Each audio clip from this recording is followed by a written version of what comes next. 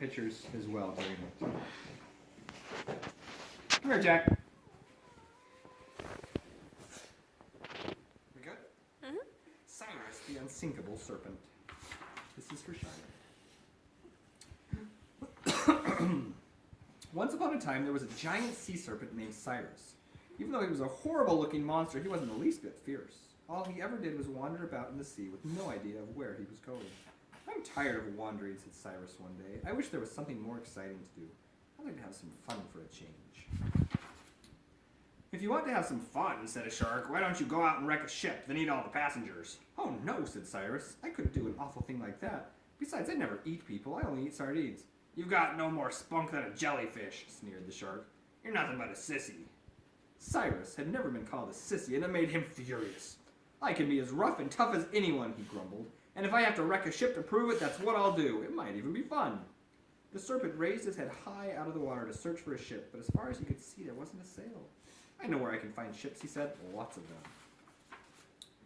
He went cruising along the seacoast until he came to a harbor, and there, sure enough, were ships by the dozen riding at anchor on the quiet water. I'll just lie low, Cyrus decided. Sooner or later, one of them will head out to sea, then I'll have some fun. After a quick look around to make sure no one had seen him, the serpent slipped under a pier to hide in the pilings. Pretty soon there was a great commotion and a confusion of shouting voices as a crowd poured onto the pier. A ship was about to set sail, and Cyrus perked up. From all the hubbub, he learned that the ship was called the Primrose, and she was bound for a new land far across the sea. The passengers were all poor people who were going there to seek their fortunes. As the ship moved away from the pier, the crowd called out their last farewells. The booming voice of an old man split the air. "You're in for trouble!" he bellowed. "You'll never make it! You'll run into the doldrums and be stranded forever, or a storm will take you under, and if a storm doesn't get you, the pirates will! You'll never make it, I say!" The old scoundrel, muttered Cyrus. How could he be so mean as to put a curse on a ship at the start of a voyage? The old man had spoiled his fun. Cyrus forgot all about wrecking the ship. Now he was worried about the Primrose and all her passengers. I'll never know what happens to them, he said. Not unless I follow. It's a long trip, but then I have nothing better to do. Without making a ripple, he ducked under the water to go gliding from the harbor on out to sea. And about a half mile behind the Primrose, he came to the surface. Cyrus could have caught up with the ship in no time, but he didn't want to scare anyone. So he went churning along at a slow, steady pace, careful to keep at a distance. The first day out, all went well. With a lively breeze behind her, the Primrose sailed merrily along over a rippling sea without a cloud in the sky and on into the night with a bright full moon to light the way. So far so good, said Cyrus. No storms, no pirates, no doldrums, whatever they are. For 3 days the ship sailed along without the least bit of trouble. Then, on the 4th day, just before sunset, a great stillness settled over the sea. There wasn't a breath of breeze. The sails of the Primrose fell limp, and all at once she came to a stop. "We'll all be hornswoggled," growled the captain. "We've run into the doldrums. We've hit a dead calm." "What do we do?" someone cried. "Wait around and hope for a favoring wind." "How long will it be?" "No telling," said the captain. "Maybe a day, maybe a week, or even a month." "In a month we'd run out of food and water." "That we would," said the captain. "But right now we might as well get some sleep."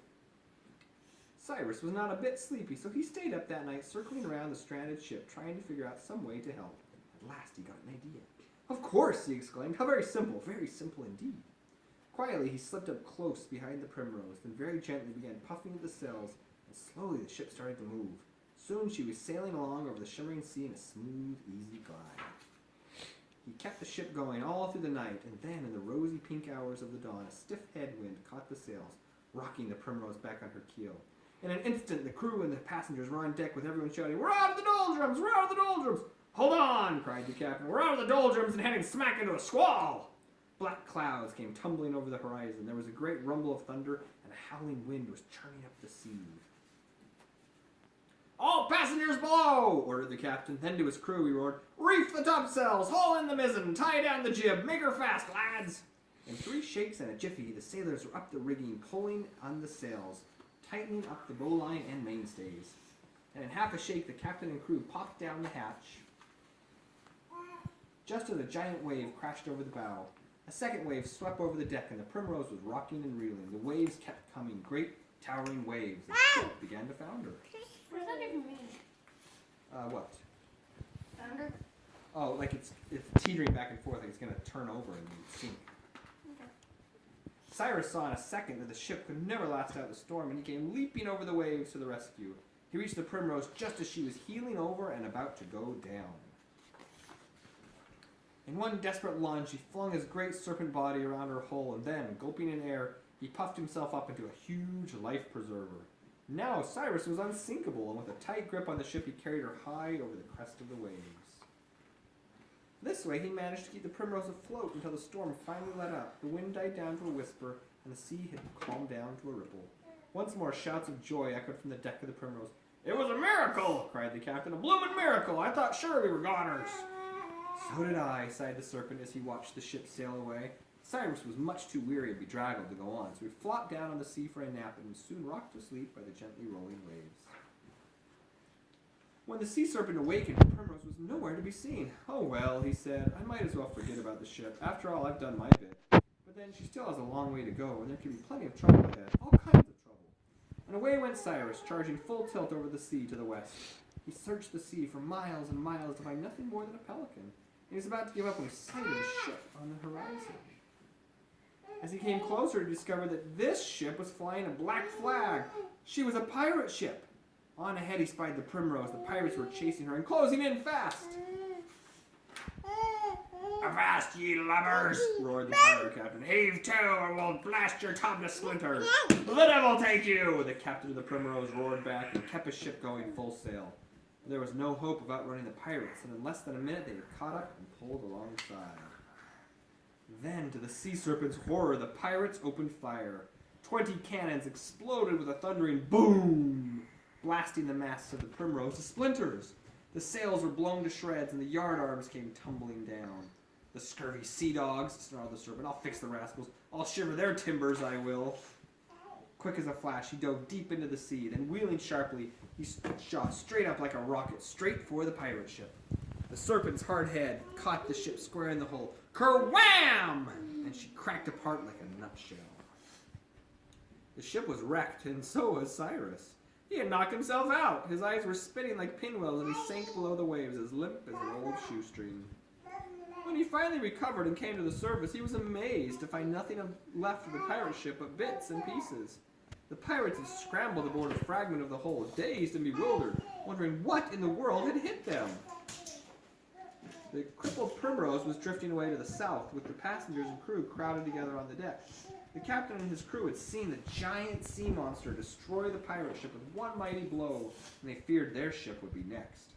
"If the monster doesn't get us," muttered the captain, "we're done for anyway. There's still a whale of a long way to go. We can't move without sails." "That old man was right, the one who made such a noise the day we left port. He predicted the voyage would end in disaster, remember?" "Who could forget him?" Cyrus muttered to himself. "He was right about the doldrums, the storm, and the pirates, but he didn't figure on me. I just might prove him wrong." The serpent had slipped quietly up to the prow of the ship and was eyeing the anchor chain. Gripping the chain tightly in his jaws, he gave it a tug. He kept pulling until it was strung out to its full length, and all at once the ship lurched forward, bringing cries of terror from the people on board. "It's this monster, the sea monster! He's stealing the anchor! No, he's pulling us! He's hauling us off to his cave! He'll eat us alive!" "Hold it!" roared the captain. "How do we know but what he means to help? After all, if he hadn't wrecked the pirate ship, the devils would have slit our gullets. And look, he's taking us west. If he keeps going, we'll hit land, so let's all cool down and enjoy the ride." Like a high-stepping steed hitched to a fancy carriage, Cyrus galloped over the sea, picking up speed as he went. Never had a sailing ship traveled at such a fast clip. The serpent was anxious to get the trip over with, and he kept the Primrose going full tilt night and day without a let-up. Finally, one morning, the lookout was shouting, "Land ho! Land ho!" And sure enough, looming over the horizon was a great stretch of land. At last, the perilous voyage was over. With one last burst of speed, Cyrus carried the Primrose up on the beach, leaving her high and dry. Then, with an enormous sigh of relief, he headed back out to sea.